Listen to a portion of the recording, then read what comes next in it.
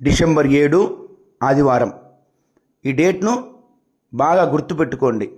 ఎందుకంటే మాసానాం మార్గశీర్షానం, మాసములకెల్లా మార్గశిర మాసం ఎంతో ప్రాముఖ్యత కలిగినది.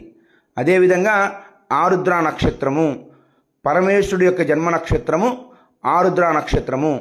ఈ రెండిటి కాంబినేషన్ అనేది అసలు అద్భుతమైన రోజు. ఆరుద్ర నక్షత్రము ఆదివారం వచ్చింది, మార్గశిర మాసము డిసెంబర్ 7, ఈ రెండు కూడా కలిసి వచ్చిన రోజు. ఖచ్చితంగా ఆ రోజు శివదర్శనం చేసుకోండి. కుదిరితే మీ స్వహస్తాలతో రుద్రాభిషేకం చేయండి.